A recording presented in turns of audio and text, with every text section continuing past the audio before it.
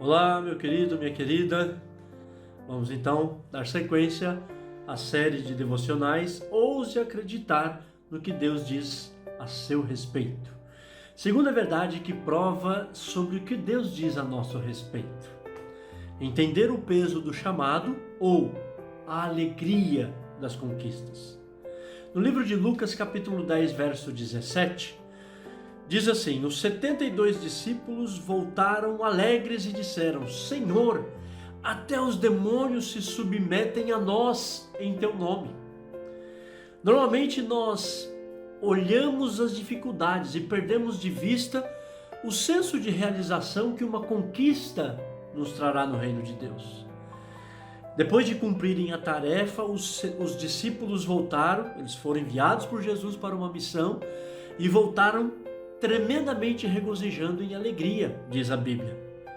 Nós temos visto muito sentimentos nos possuir, alguns talvez errado, mas gente, ser tomado de tremenda alegria deve ser algo muito fantástico, não é verdade? Quando a alegria e satisfação e o prazer invadem o nosso coração por estarmos realizando, influenciando, fazendo a diferença no meio das pessoas para o reino de Deus, é como diz o sentimento que o próprio Senhor Jesus ele sentiu nessa passagem.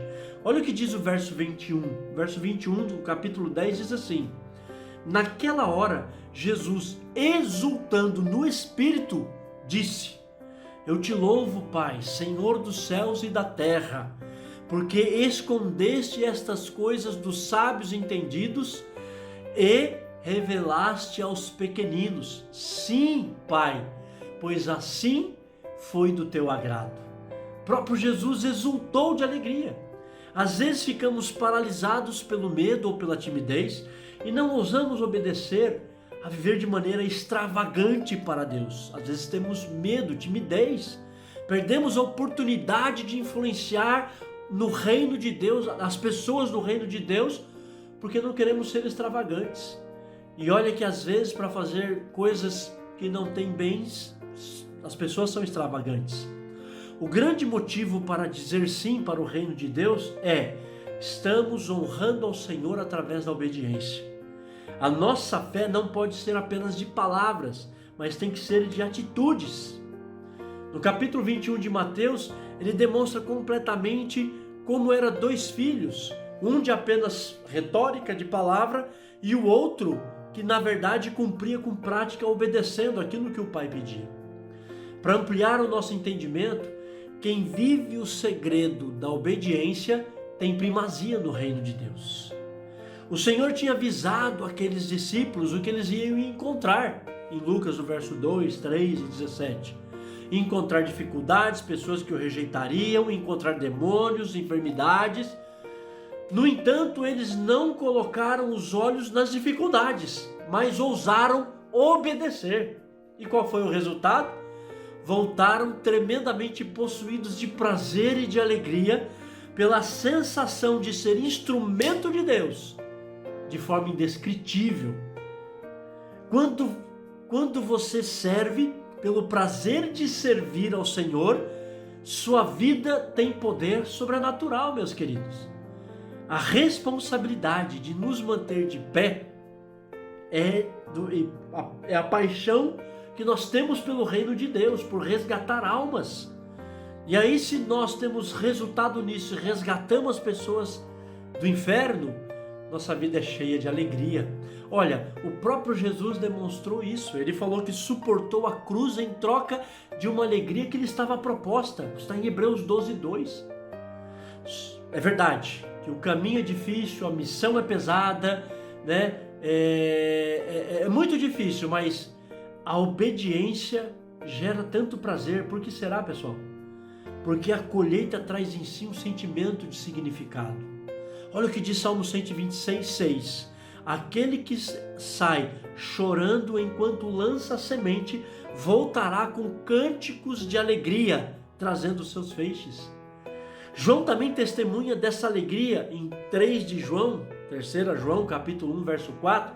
Ele diz: Não tenho alegria maior do que ouvir o que os meus filhos estão andando na verdade. Deve ser uma sensação, uma emoção fantástica poder sentir, né, o prazer de ver consolidado frutos abençoadores na vida das pessoas por causa do nosso chamado, nosso ministério, da nossa influência nessas pessoas. Não existe pregação, não existe nada que se compare na vida do que um cristão verdadeiro que serve de influência para vidas serem transformadas, restauradas e salvas. Esse prazer tem muitos motivos. Além de nos sentirmos úteis nas mãos de Deus, né? Temos o prazer de ver o nosso esforço, ter uma recompensa quando anunciamos o Evangelho, servimos as pessoas, fazemos discípulos, influenciamos vidas. O mundo que está à nossa volta, destruindo obras do mal, impérios das trevas. Isto ficou claro para os discípulos 70 que voltaram. E aí Jesus dá uma resposta fantástica.